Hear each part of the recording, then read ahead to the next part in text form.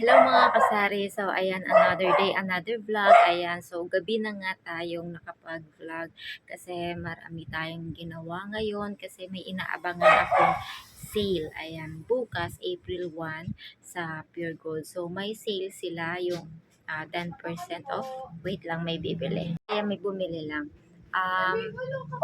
So, ayan, may bumili lang ulit. So, ayan nga, may inaabangan tayong sale. Kaya, pero kaka-grocery ko pa lang nung kahapon.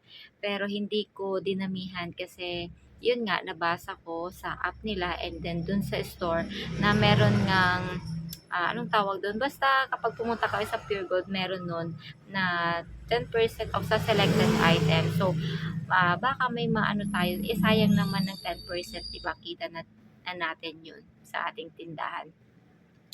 So, ayan, naglista ako kanina ng mga bibilhin para hindi ako makalimot kasi lagi ko yan, lagi naman ako naglilista pero naiiwan ko naman sa tindahan yung mga nilista ko. So, useless lang din yung nalista ko. So, ngayon, ilalagay ko na siya sa bag ko para hindi ko na talaga siya makalimutan and madala ko na talaga siya yung aking lista ng aking mga ipapamili para kumpleto. And sana nga kumpleto yung stocks nila, walang kulang. Kasi kapag may mga ganyan din kasi, minsan kulang-kulang din yung kanilang mga items. So, lumilipat ako sa ibang grocery store. So, yun. And, sayang naman nga talaga yung, wait lang, may bibili.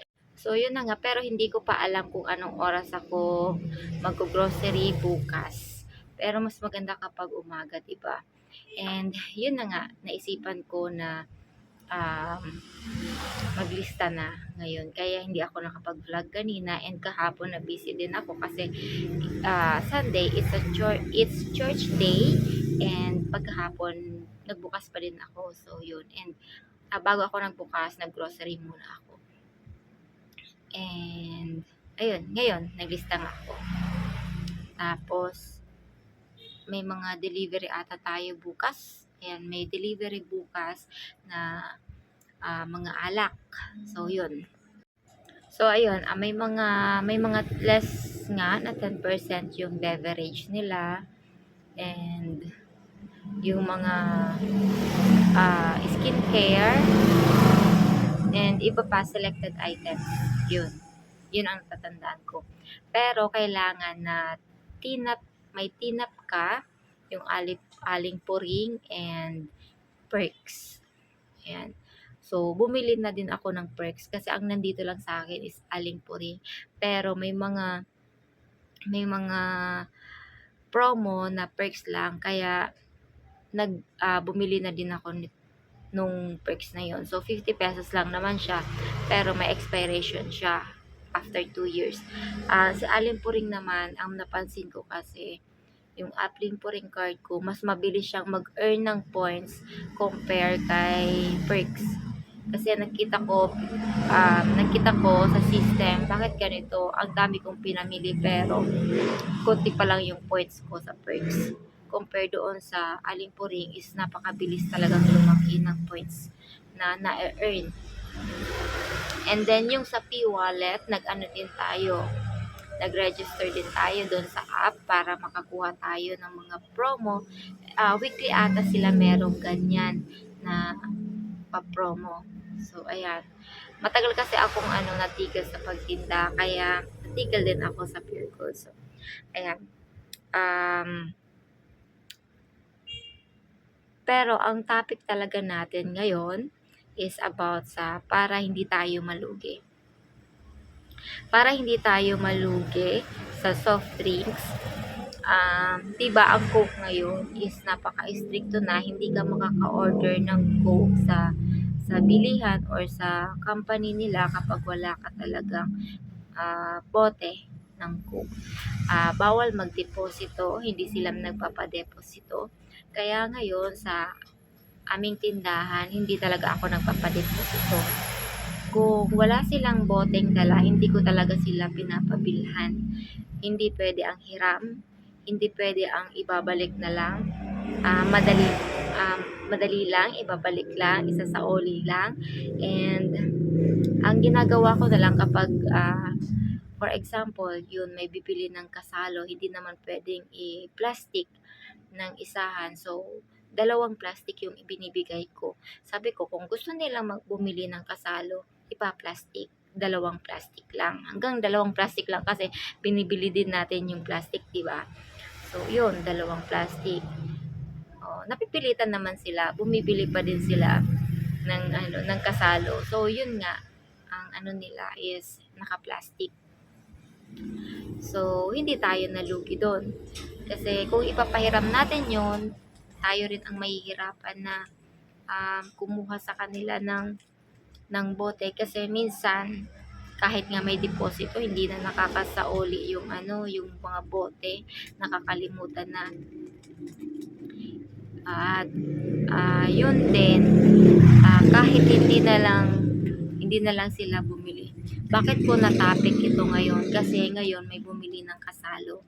Maraming bumili ngayon ng kasalo, and ngayon ngang gabi may bumili ng isa. So, bibili siya pero wala siyang bote. And then, alin daw ang product ng Coke ng Coca-Cola na pwedeng magdeposito? Sabi ko wala. Lahat dapat may bote. So yun, sabi niya babalik na lang siya, kukuha siya ng bote. So ayun, hanggang ngayon wala pa din, hindi pa din bumabalik. Siguro hindi na bumili. Siguro may tindahan naman dun sa kanila na malapit, baka pinahiram siya. Kasi malapit lang naman. Pero sa akin, hindi talaga, wala na talagang hiram-hiram. Kahit malapit yan. Kasi talagang nakakalimutan pa din isauli. Kahit nga kakilala mo, hindi pa rin na isasauli. Kahit nga may deposito na, hindi pa rin na isasauli. So, yun. Para iwas lugi tayo kasi hindi tayo makakapag-purchase ng Coca-Cola product kapag wala tayong bote. So malulugi tayo kasi hindi tayo makakapag-order, wala tayong ibebentang product ng Coke. Mabenta pa naman yung Coke. So yun, mas mabenta yung Coke kaysa sa Pepsi, kaysa sa ibang brand ang Coke. Kaya importante na meron kayong Coke. So, minsan kapag may bibili ng kasalo, sinasabihan ko na lang na 1.5 ang kanilang bilhin kung wala silang dalang bote. So, yung iba, bumibili ng 1.5.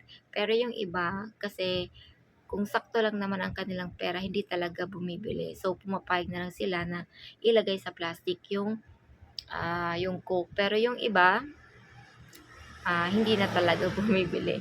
So, minsan, ang binibili na lang nila is yung 12 ounce or yung 8 ounce. Yun. Kasi talagang hindi na talaga pwede. Kasi one time, nagpahiram kami. So, yung asawa ko naman ang nahirapan na kumuha ng bote na pinahiram. So, yun. Never na talaga magpapahiram ng ganun para iwas lugi tayo. Kasi, hindi naman yung deposito yung hinahabol natin, kundi mismo yung bote ng Coke. So, yun. Yun ang tips ko ngayong araw na to. So, yan. Ang update natin sa store natin is wala na tayong yellow. Wala na tayong ice tube. So, mag-deliver na naman. And then, pawala na din yung mga stocks natin. So, bukas, mag-grocery tayo para sa ating mga kulang sa store.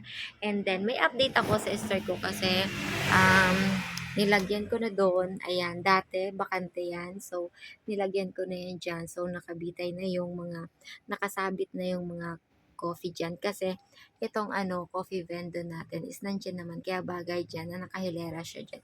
Yung ating mga kape. So, yan. Hindi na siya bakante. Then, syempre dito, pa din yung mga kape natin. Madami tayong stocks ng kape kasi naman yung expiration niya. Matagal naman yung expiration niya. Kaya, okay lang na mag-stocks kayo niyan. And then, yung mga alak, okay lang din na mag-stocks kayo niya ng madami. Kung may punan lang din kayo. And then, yung mga cigarettes. And then, yung mga sabon. Ayan. Pwede kayo mag-stocks niya ng marami. Kasi wala. So, yun, may bumili lang. And, yun, punong-puno yung chichiryan natin kanina. So, ayan, may mga bakante na naman siya. So, ayan, bakante na naman. So, bukas, mamamalingki tayo, ay mag-grocery tayo. Kasi, ang stocks ko na lang dito na marami-raming chichirya is yung, ito, yung Piatos and Nova. So, siya na lang yung may extra nating stocks. Kaya kapag sa chichirya naman, yung mga saleable talaga na chichirya natin, pwede tayong mag-stocks niya. So, yun, nag-stocks ako ng marami, yung patata, yung ating cracklings, yung uwishi ng mga maanghang dyan, and then yung bread pan. So, yan yung mga mabibenta, kaya maramihan akong bumili niyan. And then, yung super crunch, mabenta din yan. So, yun yung mga ini-stocks natin na madami. At saka yung Nova and Piatos, so yun din. So, yan. Okay lang din naman na mag-stocks tayo, yung basta mabibenta and yung malayo pa ang mga expiration, yung delata, ayan. So, ayan. So, yan lang yung update natin and tips for today para iwas lugi tayo, huwag tayong magpapahiram, huwag tayong papadeposito ng Coca-Cola products kasi hindi tayo makakapag-order and wala tayong maibebenta kapag hindi tayo nakapag-order. So, yan lang guys. Bye! And kung nagustuhan nyo po ang video na to, please subscribe and click the notification bell para ma-notify kayo sa mga susunod nating vlog about sa ating tindahan. And goodbye! Happy selling!